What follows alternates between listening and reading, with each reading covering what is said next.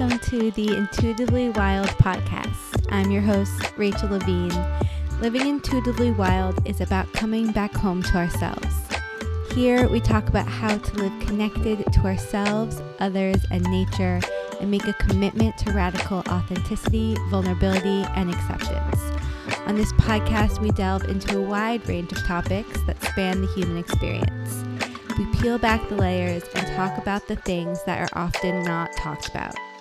This is a space for us all to walk and wander this path of life together. Let's dig into our roots and go deep.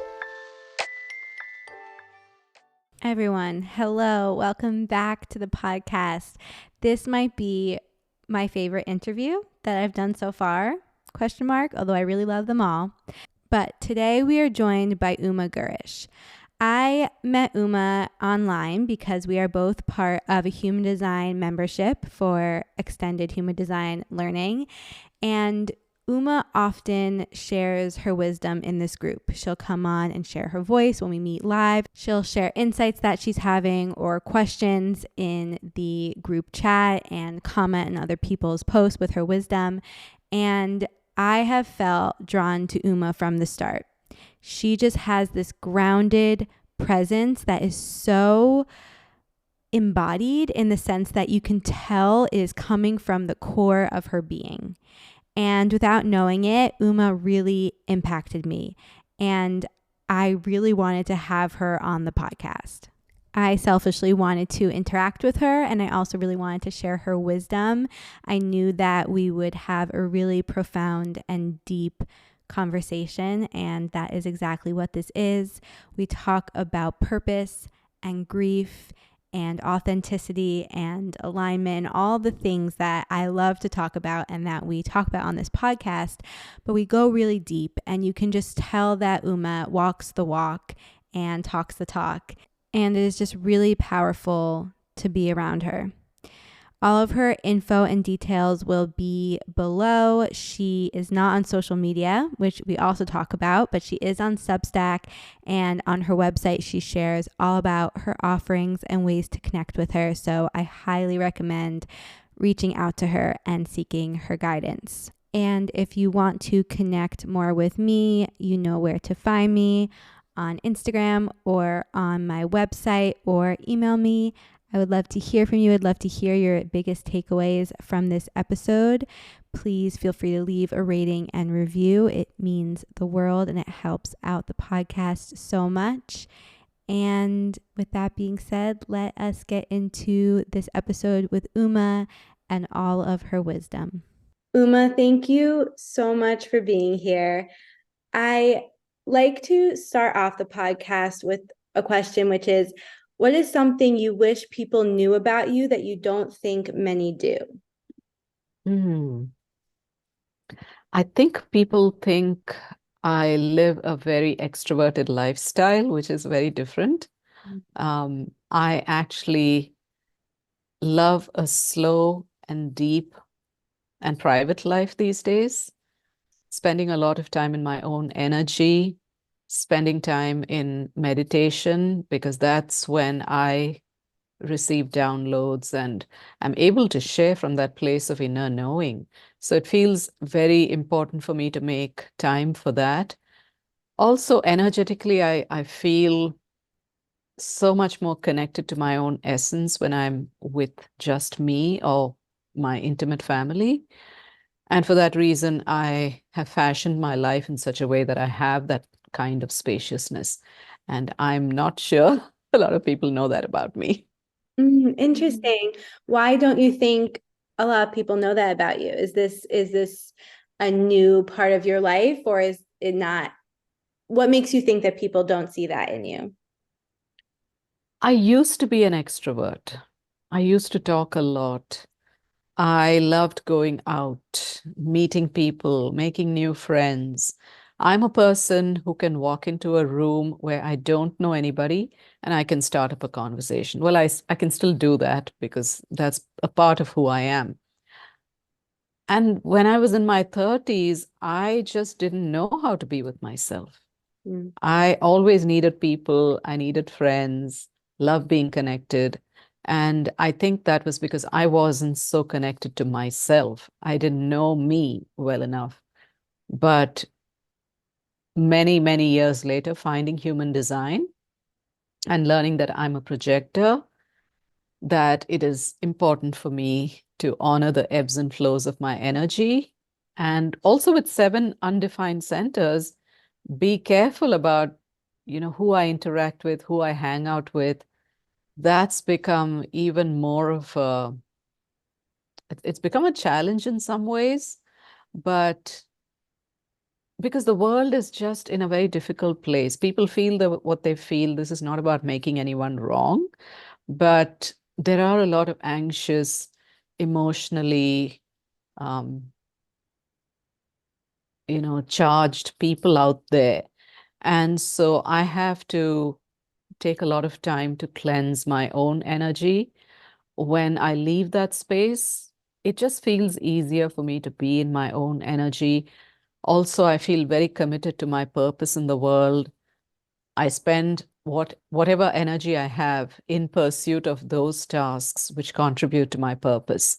And in order for me to be able to do that in a way that's effective and feel spacious, I need to retreat more often. Yeah, I think that unfortunately so many people are not taking care of themselves and don't Mhm. have the awareness of who they are and what their energy is exuding. And then there are a lot of people who don't realize that they take that on so much. Mm. Someone like you with so many open centers, and all of us, we're all, exchanging energy in some way throughout the day.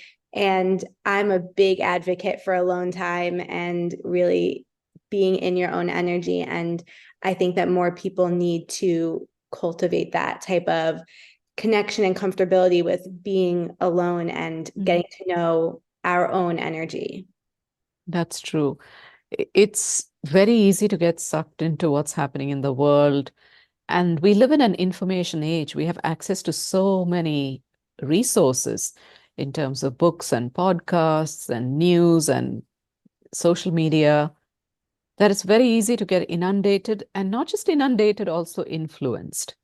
So, in order to protect our own energy, we have to know who we are, what makes us function effectively, what kinds of energies don't feel good in our space. And this is where creating boundaries is such a healthy practice. But so many people don't know how to do that.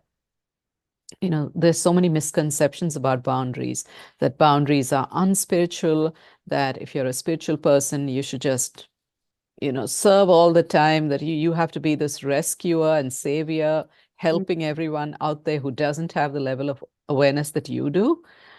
But I don't think that's the healthiest way to serve, because you get exhausted, you get overwhelmed, you end up burned out, and then you're of no value to anyone. I completely agree. And this is something I've really gone through personally, especially because I have my top two centers undefined. So I can get really overwhelmed by all the external noise and all the things going on. And I constantly have to come back to what is the noise I need to listen to? Like, what is the actual insight and information that I'm meant to take in and tune out the Mhm. rest? And then put up my boundaries and also know what am I here to do? And Mm. that brings me to something else that you touched on, which is purpose. And I'm curious, what does purpose mean to you? Mm. That's the million-dollar question. Everyone's asking about purpose, right? To me, purpose, especially after my human design journey, has come to mean living my unique life, being fully me, because there's nobody on the planet who is like me, who is me, who has my gifts and talents. I mean, there are many who share my gifts and talents, but they don't look at the world through my individual lens. And so the country I was born and raised in, the parents that I chose and grew up with, my siblings, the schools and other educational institutions I went to, the experiences that I have all shaped me to be the person I am today. And nobody else has lived that journey but me. So I've lived this life in order for me to deliver my purpose to the world. And so I believe that when I live in alignment with my true nature, my true self, that's my purpose. And that's true of everyone else. We live the lives we live. Our soul chooses the experiences it chooses in order for us to learn and grow and evolve through something, which we are then administering to the world as our soul medicine. So I truly believe that being fully me is my purpose, being fully you is your purpose. Yeah. I love that. And that is my favorite part of human design. My favorite thing that Mm. human design has taught me and given me is this knowing that just being myself is what I'm here to do. Mhm. And really finding human design has changed my life. And it sounds like it has changed yours too. I'm curious what that journey looked like for you when you found human design and how it shifted your perspective of life. Mm. So I don't know how aware your audience is about the different aspects of human design. Is it okay if I go into the sixth line dynamics? Yeah, I have touched on it here and there. It's part of your profile, which is your personality.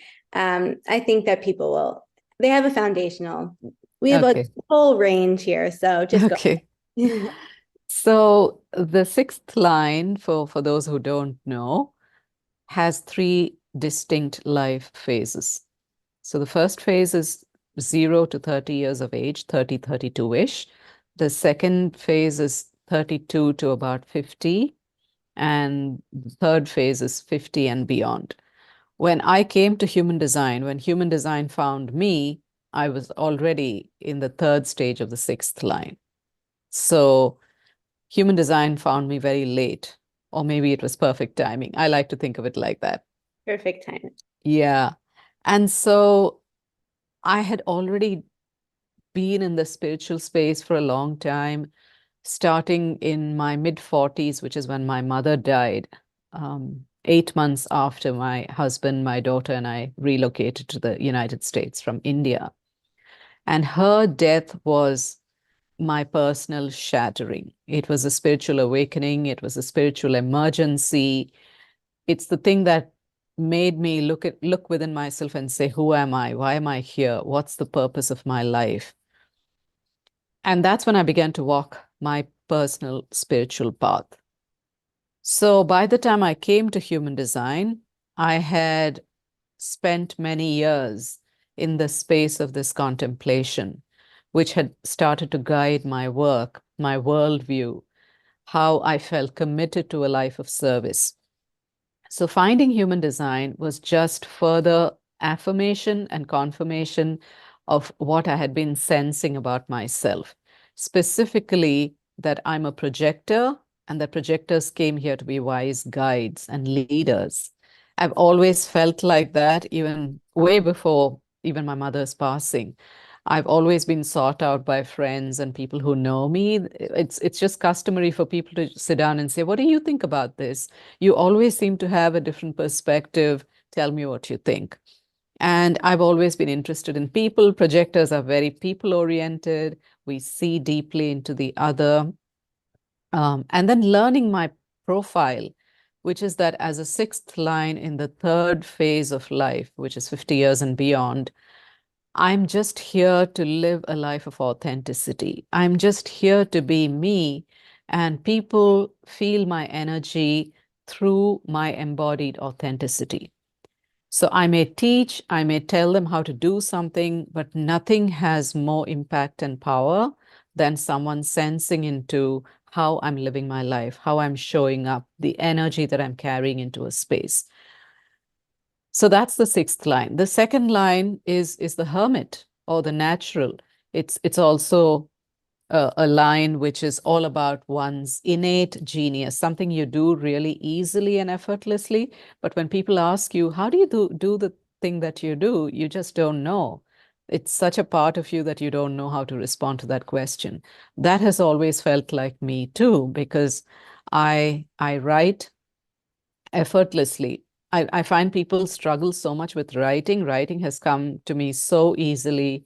I've Mm. been published everywhere in 7 countries. I've written 3 books, and it's not something I have to think about. It's just something that flows out of me easily. Same with teaching and speaking. I just show up and grab a microphone, and the words just come. So having all of this affirmed by human design was such a huge permission slip. It also let me know that we are, on some level, living our purpose and living who we came here to be, even if we don't have the language for it. So, human design just brought language to what I knew about myself. And it was just projector permission to rest and retreat and take time for myself and embrace a life of simplicity and spaciousness. So, it's just been wonderful. Hmm. Yeah, it does. It gives us permission, it gives us affirmation, and it gives us a language. And hearing you talk, it sounds like you are so embodied in your design and in your authenticity. And it is felt, as I was telling you before we started recording, you just exude this grounded energy, this peaceful and confident energy, and this wise energy. And did you feel that when you were younger as well, or was it as you went through the 3 phases of being a six line, did that unfold for you more as you got older?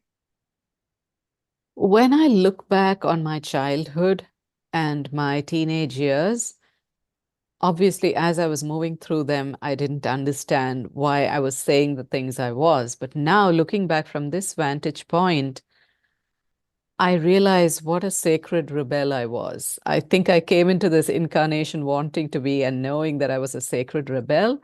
As a child, I would often ask questions that made adults uncomfortable. It was about knowing things I wasn't supposed to know as a child, but somehow I just knew. And I would push buttons because those were uncomfortable questions for adults to respond to. Oftentimes, they hadn't even thought about the things that I was asking about. And so I think I was very different from everybody in the family. And as I grew older and moved into my teenage years, the rebellion got louder. I mean, I wanted to know why. I would fight about things like astrology. My mother would say, this is an auspicious day. We have to do it at this time. And I would say, why? Every day is auspicious. If we wake up and we have breath in our body, it's an auspicious day. Why do certain times of the day and certain days of the week become deemed as auspicious? And what do stars have to do with our movement here? And like I just always was contentious in nature. So that I find that, now that I'm going to be 60 in a few months, I find that even today, I'm very independent, I'm very individual in my opinions, and I embrace who I am. I'm sort of I don't care too much about other people's, what they think of what I think and say. With a defined ajna and a defined throat, I'm literally here to speak my mind. And that is something I've embraced fully. Not everyone likes what I have to say. Not everyone wants to listen to what I have to say, but that's okay. I'm just here embracing my self-expression. So I feel like that streak of wild rebellion has always been a part of me from the time I was little. I've always done life my way. I fought against the arranged marriage system in India and said, I will not settle for an arranged marriage. And the way things turned out, my husband and I met very briefly. It was kind of a semi-arranged situation, but he was someone that I really, really connected with very quickly. And so I didn't end up having to marry someone I barely knew. So I've somehow life has supported my journey every step of the way, I have to say, because I think I've been very committed to living my individual life. Yeah, which is the most important thing. And it having that 4323 channel, which in a lot of in human design is called the genius to freak channel, which just is this wisdom that is within you and you're meant to speak it. And a lot of people aren't going to be ready to hear what you have to say, but that doesn't mean you're not supposed to say it. And I think so many people quiet themselves because they're afraid of people not understanding them or not agreeing with them. And so they shut themselves down. And you're just this example of, no, we're here to use our voice, especially you, because of you have that channel, and to share our thoughts even if people don't understand. And also questioning things. I think that's another thing that people find very challenging to do. We accept the status quo as what it is and we want to fit in and be the same as everyone else. And it's really scary to stand out and do our own thing. But human design gives us, can, if we let it, give us that permission and that courage to do something different if we allow ourselves to. Yeah, exactly right. For instance, in the early days of my business, I too, like anybody else, thought you had to do business, online business in a certain way. You had to show up, you had to be visible, you had to post, you had to go on Instagram and do videos. Um, you had to track everything. You had to follow up with your clients, send them little follow-up emails so that they remember that you exist and they could come back for more sessions. Oh my God, I didn't realize that I had signed on to work with manifesting generators and generators who are business coaches. And that was completely incorrect for me because at the time, human design knowledge was still very nascent. It wasn't as popular as it is today. And so I just trusted what they said without knowing how incorrect that was for my projector energy and my projector body, especially with my 6-2 profile. So I've let all that go and I'm doing business on my terms today, which feels fully satisfying, very successful. And I often say you get to define success on your terms. The way I define it is I like a very simple and spacious life. So anything that gets in the way of that has to go. I feel anchored in enoughness, which means I don't make the same amount of money every month, but I have enough of a buffer. I've saved enough. I have enough of a buffer that I'm not in, panic mode. Some months it is less, some months it is way more than I even thought possible. And I always feel into that sense of enoughness. That's what abundance means to me. And so I've never been, I mean, except for the initial days when everybody thought a six-figure business was the dream to have. And if you didn't have a dream that was that big, there was something wrong with you. I have no desire to grow for the sake of growth. I want to grow as a human who can impact other people. And when I'm gone, I just want people who've been touched by me in some way to say, because she lived, my life was better in some way. And that's my legacy. That is huge. It is. As someone who, I've recently started my own business, and I am constantly questioning my intentions. Why do I want to do this? Why do I think I need to do business in this way? What does success actually mean to me? What does it feel like? What does it look like? And really deciding to make my business on my own terms. And I remember you talking a little while ago about how you don't have social media or you don't have Instagram and still run your business in a way that feels so good for you. And it was, such permission to me to be like, to continue to question things and to continue to say, I can do whatever I want. This is my life I'm creating, and we all get to choose what success means for us. Exactly. When I made the decision to get off social media about a year ago, exactly a year ago, March 2023 is when I got off social. Um, It was such a divine nudge. I just knew I needed to get off. And for me, my 4323, it's the power of inner knowing. And that knowing is so solid when it shows up, it's unshakable. And I just know I have to do it. I don't know why I'm doing something, but I just know I have to do it.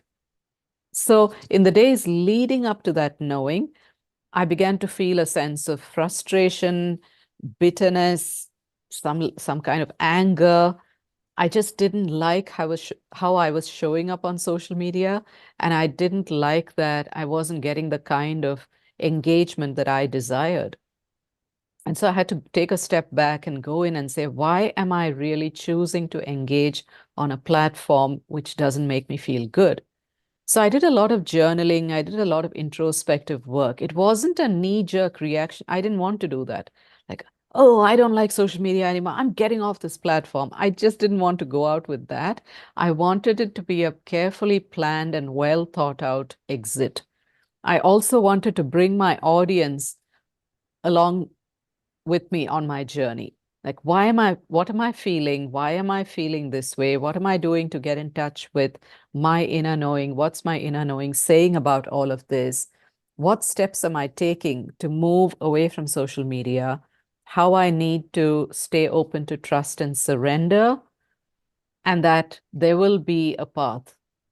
I just know that there will be a way, even though I don't know the way. So that's how my journey panned out.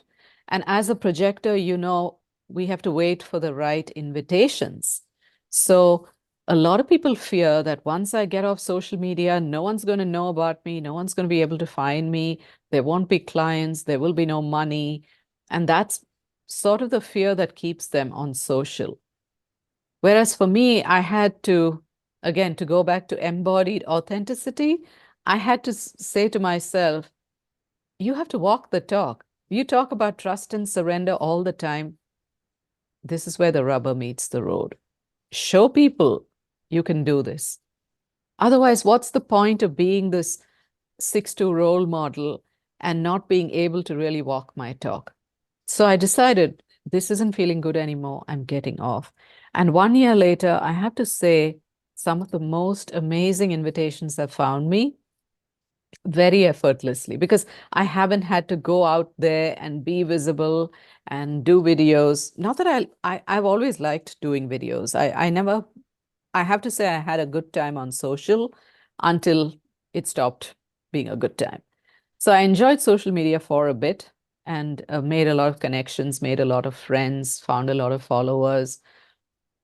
But when bitterness sets in, that's sort of the invitation to pivot, to do something differently. And I'm so grateful I listened to that nudge because my life, there's so much room in my brain now without social media. There's so much room in my life. There's more air to breathe.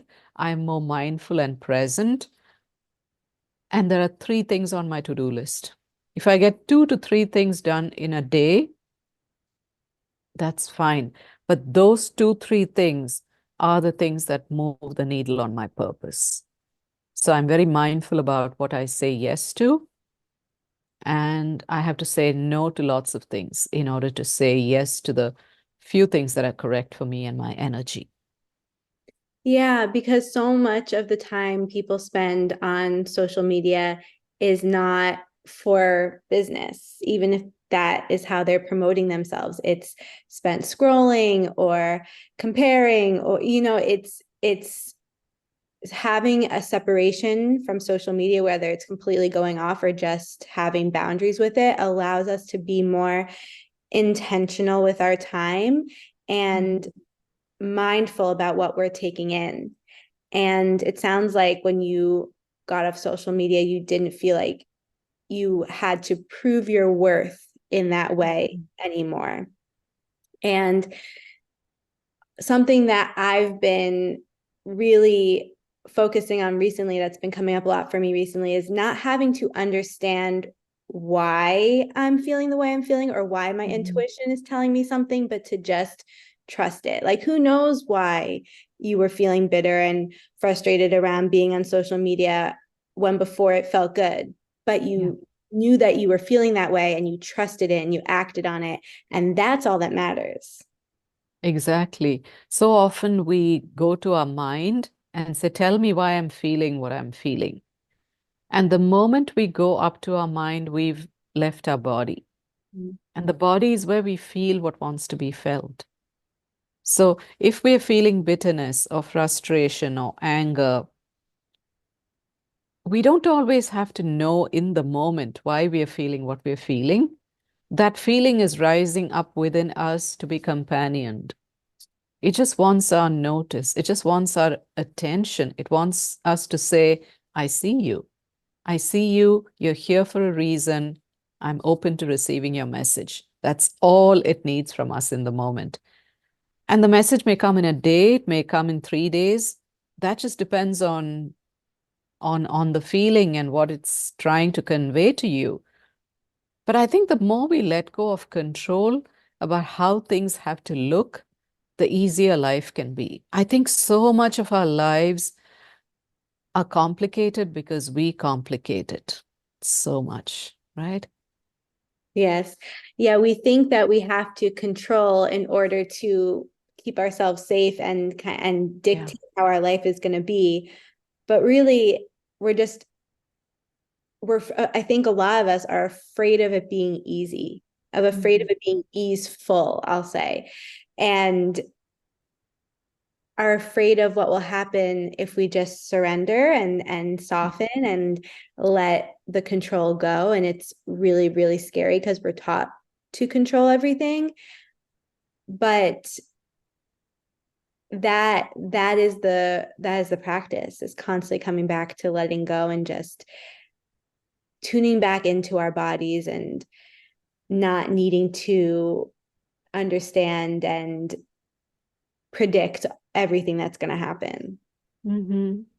I think so many of us have carried into our lives a belief that success is only valid if it is created through struggle. And that's one of the reasons why people don't believe things can be easy. They don't trust it can be easy. They don't think they deserve to have it easy. And all of these reasons um, just call in more struggle, more complicated living. And I don't think it has to be that hard. It can be easy. You're speaking right to me. It's like you were listening to my therapy session yesterday. This is me. I don't believe that success is allowed unless I've struggled for it, unless I have worked so hard for it. And I don't believe that joy is allowed unless I've had the struggle and I'm really working on letting that go. Mhm. And it's it's so deeply ingrained, and it's such a shame because life doesn't have to be so complicated, doesn't have to be so hard. Mhm. And we make it harder than it has to be. I'm curious if that has been something that you've grown into, or if that was always a belief that you were able to embody and lean on. So even in my childhood, I was called lazy a lot Mm. because I didn't like doing. I was happy to sit in a corner with a book and read or just spend time just doing my own thing, being. I was so much good at, so much better at being than doing, even at a young age. Something in me knew and believed that there was value in being, but it wasn't modeled for me. My mother worked hard all day, every day.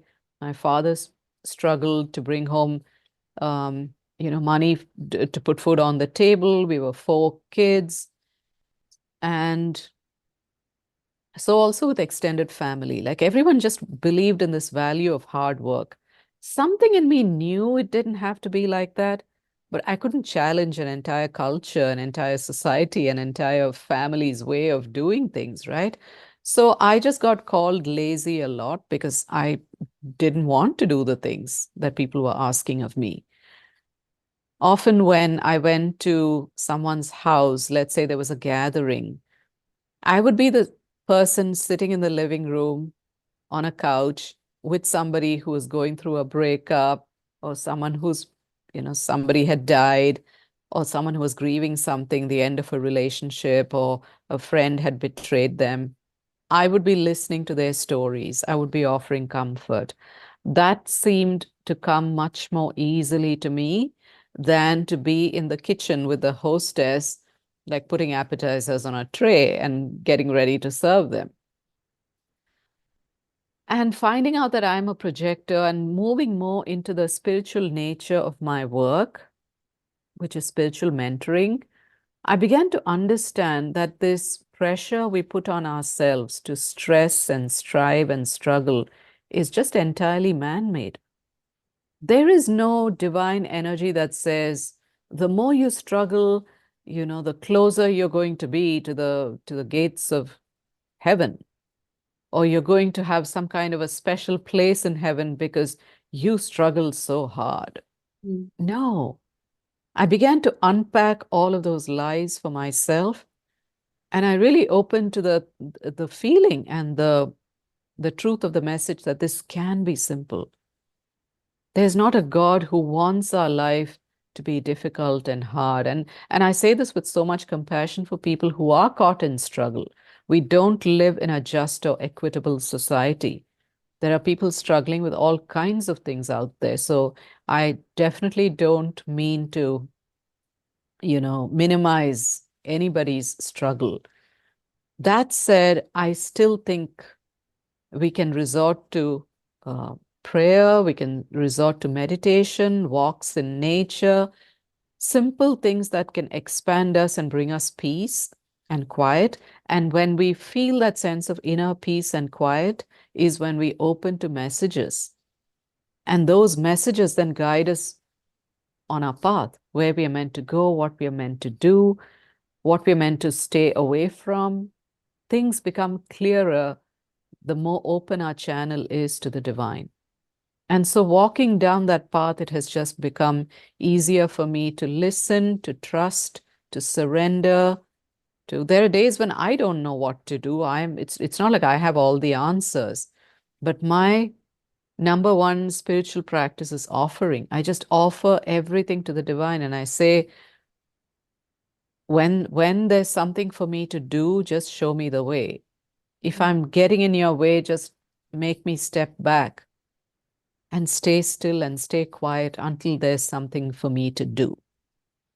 So it's that ongoing dialogue with the divine and trusting that the way knows the way, even if I don't know the way.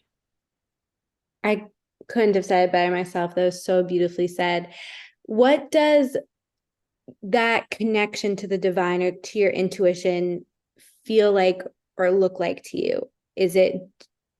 How does it come into fruition?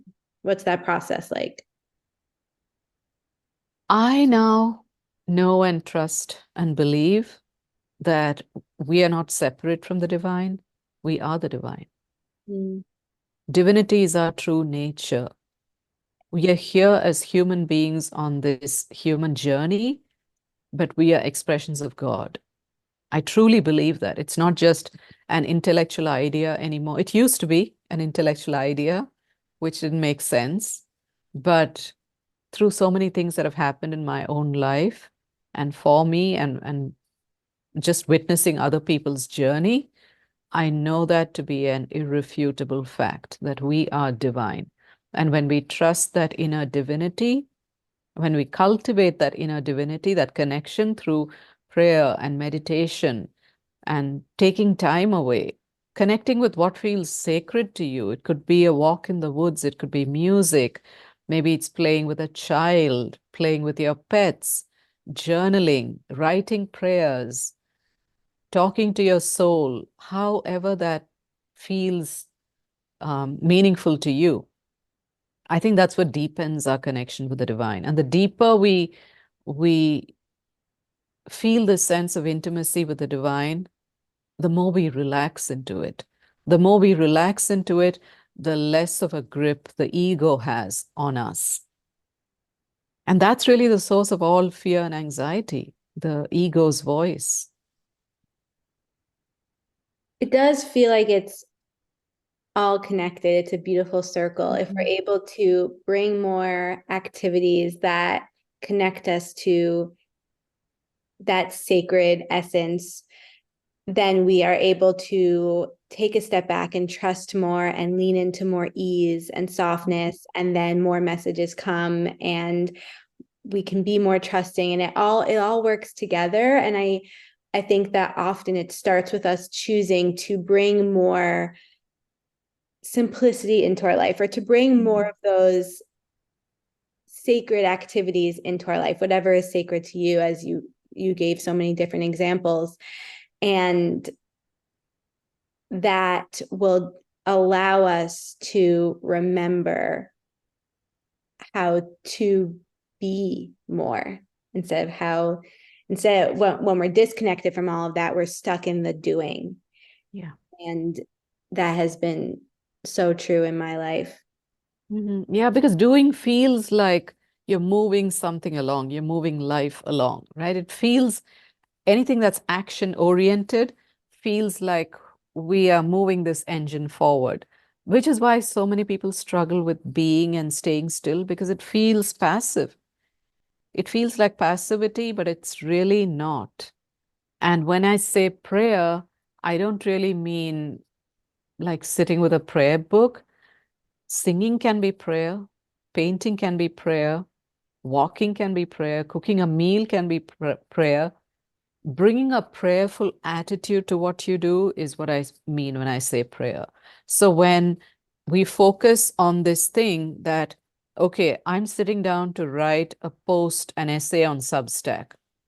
I'm going to give it everything I have in terms of bring to it a sense of joy.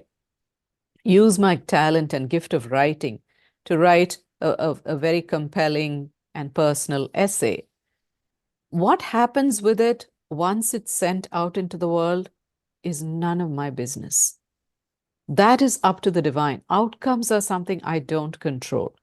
So when we can fully sync our sense of understanding that we are here to create and that our creation is an offering, it's a divine offering. But what happens to that creation and how it's received on the other end, that's the divine's job. That's not my business. Then we can just stay focused on the joy of creating, and that feels like a prayer. Mm. Yes, we can control our creation, but we can't control the outcome. And if we're making Mhm.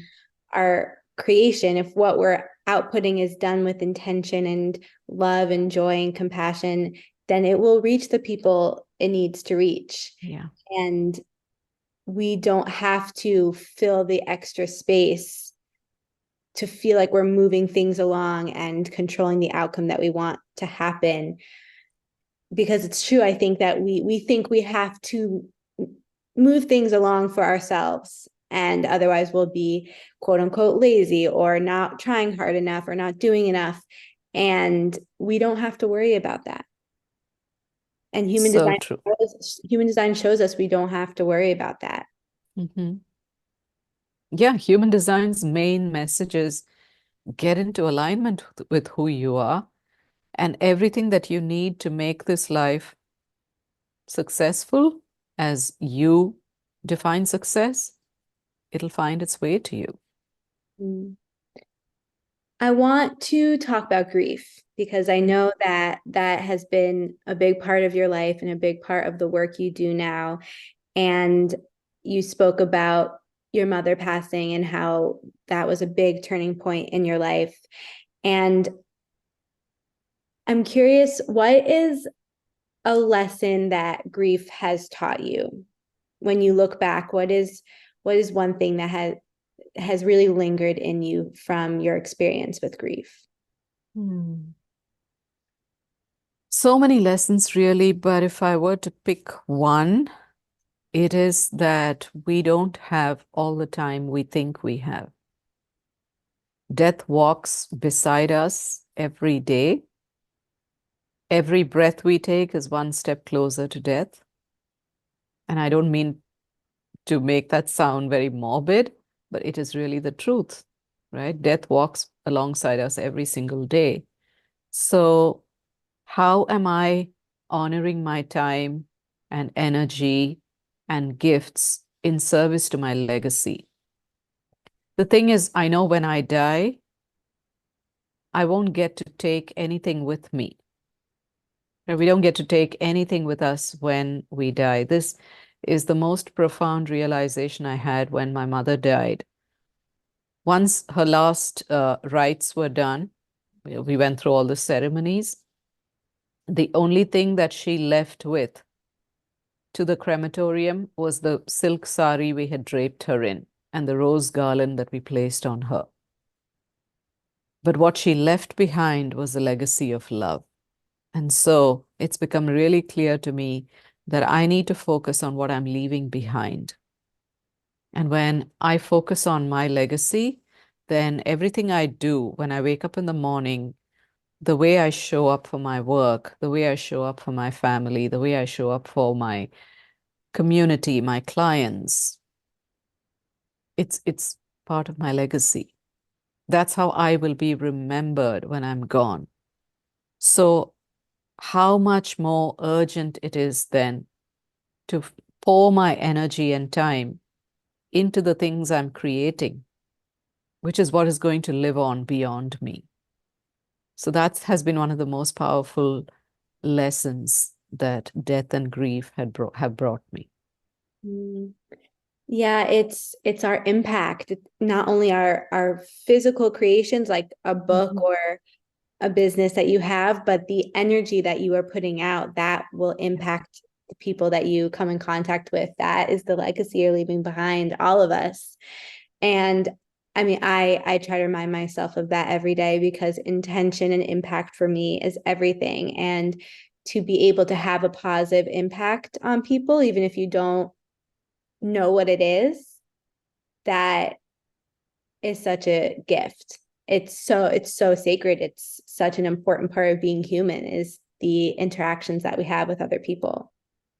So true. I mean, I didn't even know I'd had any impact on you until you reached out to me and told me, right? So the way I showed up and the things I spoke about and what I shared about my wisdom, it landed with you and it may have landed with other people.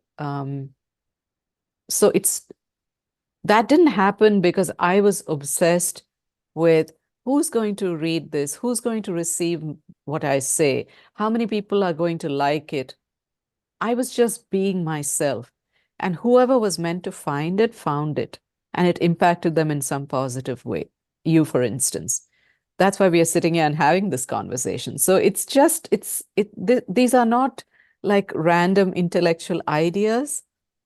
This is how life works. It's true. Yeah, it's so true. It's so true.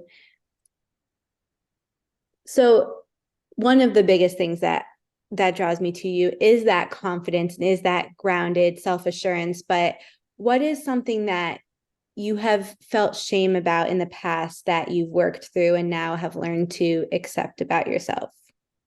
Hmm. What comes to mind is for a few years, I really thought my dream should be a six-figure business.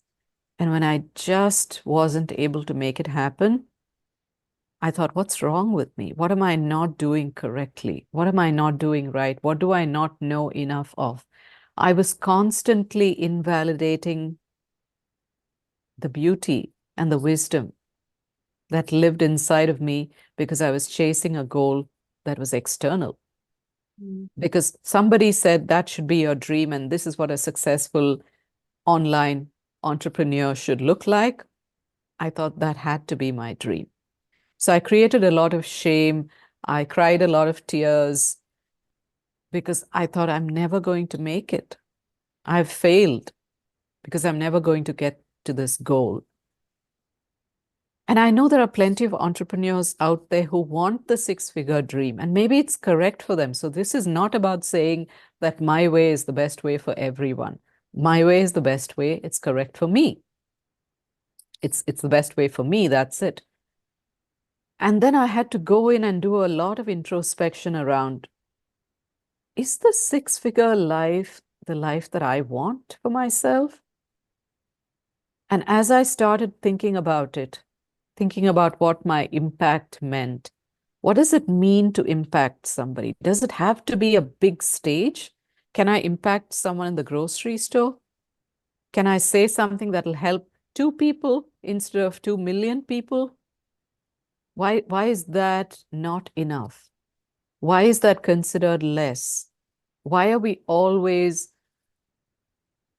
going on and on about the size of things, the bigness of things?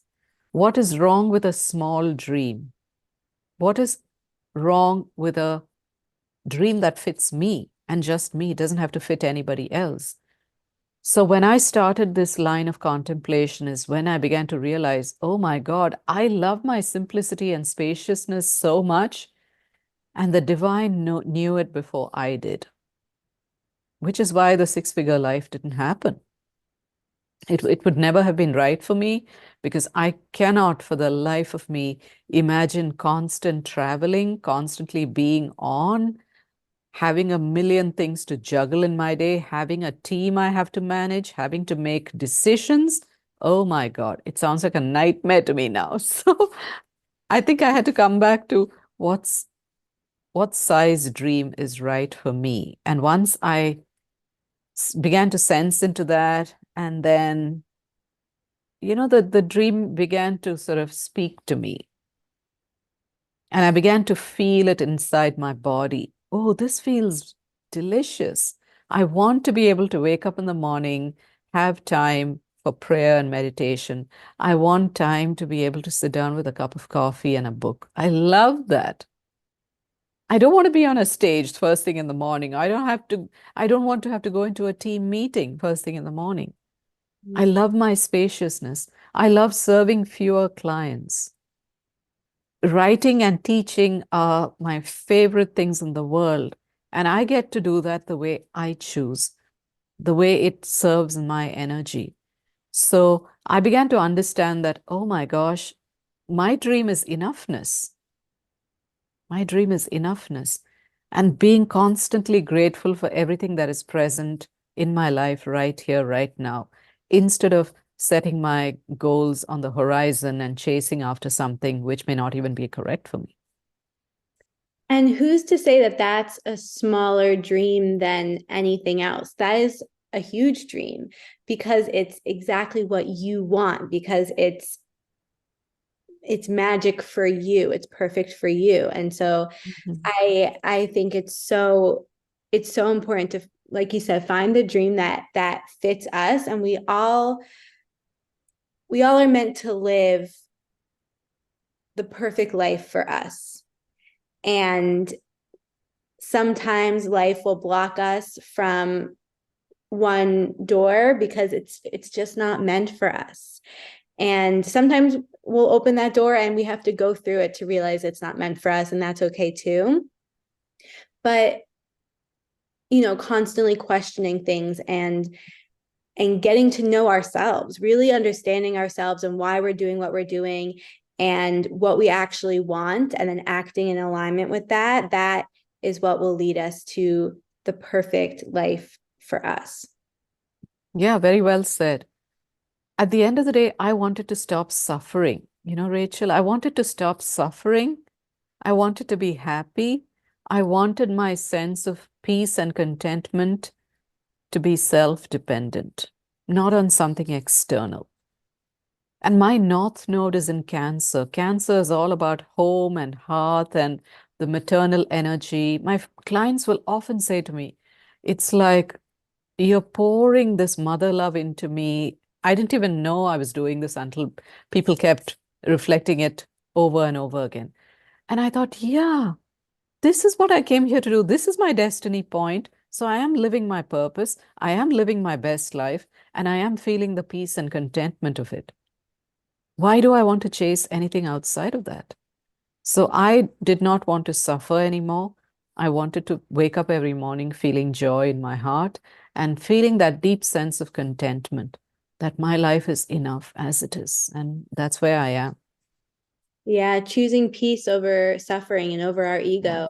Like we were talking about before, we think we have, or a lot of people, myself included, think we have to suffer to have some sort of success.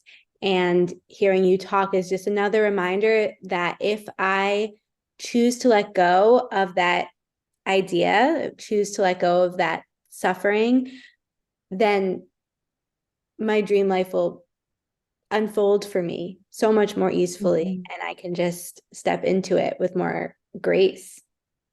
Exactly right. Yeah. Our dream life is right here. I think what's blocking that life from coming to us is our belief that it has to be hard, that we have to struggle, that we have to let the ego take the driver's seat. But the moment the ego leaves the driver's seat and we let our soul drive the car, we can relax and it can be easeful. How do you help other people tap into that and tap into their purpose and their authenticity?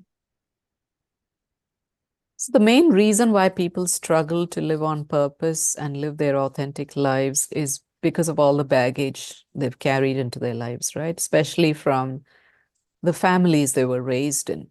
So, I focus a lot on reparenting, inner child work, because you can be 36 or 45 or 69, but it's the 4-year-old inside you who's running the show, right?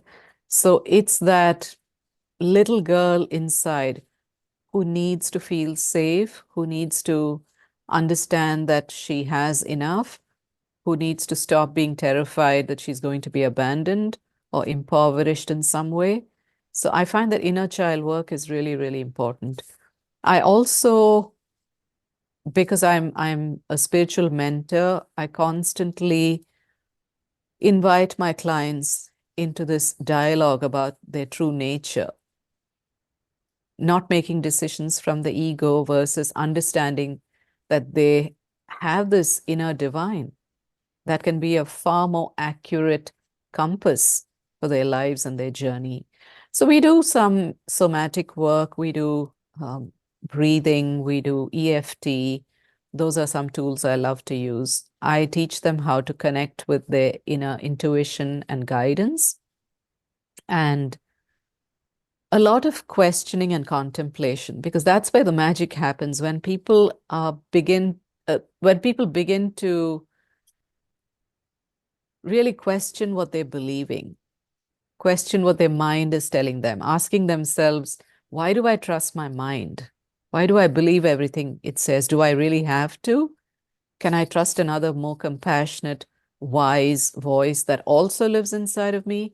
And it's that constant choosing to align with the voice of wisdom. So there are many practices and many tools that I use depending on what each client needs. Um, yeah, but it's just, I think we will all have to keep choosing till the end of time. And that's just the way it works. It's like strengthening a muscle. Yeah, yeah, because society is constantly telling us one way to be, and we have to constantly Yeah, choose to come back to ourselves and correct. trust ourselves and surrender to that, Yeah.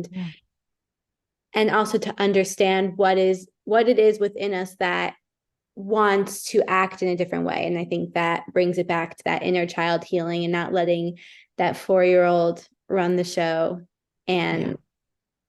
and removing any blocks that are in our way from really living our most aligned, authentic life.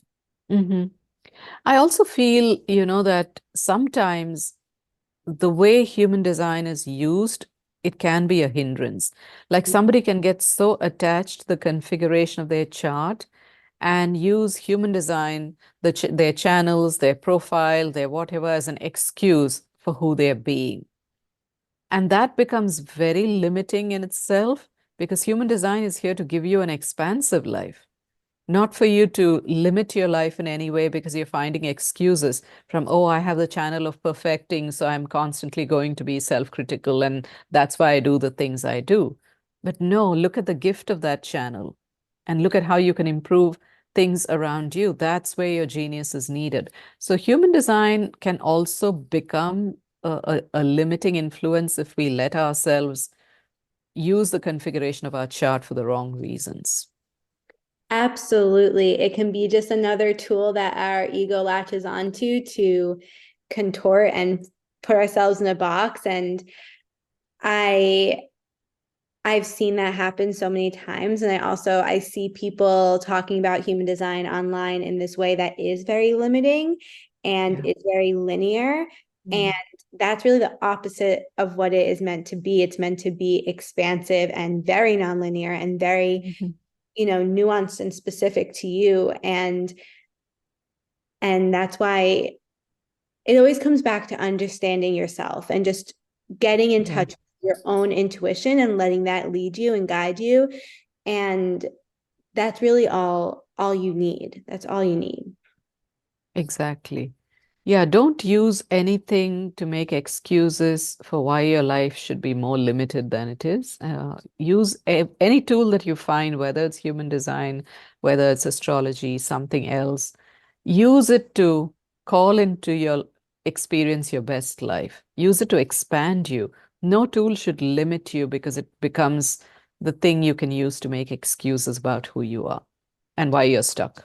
Yeah, and I really feel that so many people want they seek all these external sources as excuses because they're afraid of being their fullest selves. Mhm. They're afraid of being expansive and letting it be easeful and having all this joy. And so they keep themselves stuck. And we need to give ourselves permission to live really big lives in the sense of magical lives and our Yeah. authentic lives and expansive lives, and not be afraid of living fully. Yeah, the way the world is set up today, we need more people to shine their light. And the only way we can all do that is by being ourselves, is being aligned to who we came here to be, not trying to copy or mimic somebody else who's successful, who's rich, who's whatever, who's an expert. But find your own expertise, find your own inner abundance, find your own inner light. That's what you came here to shine, and the world needs it now more than ever. I could not agree more. And trying to be someone else will never lead you to the success you're looking for. True. Yes. So, living intuitively wild means living dedicated to your true, authentic self, no matter what. I definitely believe this whole conversation was about this, but how do you feel like you live intuitively wild? Intuitively wild. What comes up for me is when I follow my inner wild, which goes against everything that society is telling me, culture is telling me, family is telling me. When I just follow my inner GPS, that's my intuition, that's my inner wild. And I combine the two and magic happens. Mm, so beautiful. It's true. That's when the magic happens. Uma, thank you so much for being here. So much. Please share with everyone where they can find you and how they can work with you and any other offerings that you want to share. Yeah, thank you for that, Rachel. I feel that this conversation was so nourishing on so many levels because this is exactly the kind of depth that a projector likes to go to, and it was just so beautiful. The best place to find me is my website, umagirish.com. I also write on Substack. That's the only social platform I'm on these days. I have my own podcast, which is called Being Fully Me. It's just me sharing stories and insights and reflections and lessons through my lived experience. Um, I have a single session, which is on my website. You can go check out the details. And that is for anyone who just wants to get a sense of who I am and work with me. It's a 60-minute session. It's called a single session. So if anything that we spoke about today has impacted you, has landed for you, is making you feel that you want to sit in session with me, that's a really beautiful way we can make that happen. Yes, yeah. And just being in Uma's presence makes you feel more wise and connected. So I highly recommend seeking out her guidance. Again, Uma, thank you so much. Thank you, Rachel. This was so wonderful. Thank you so much for joining me on this episode of Intuitively Wild, the podcast. I hope it helped deepen your connection to yourself, sparked some insights, and inspired you to live intuitively wild. If you enjoyed this podcast, it would mean so much to me if you would share it with others and leave a rating and review. And please reach out to me. I would love to connect with you. I will see you next time for more magic.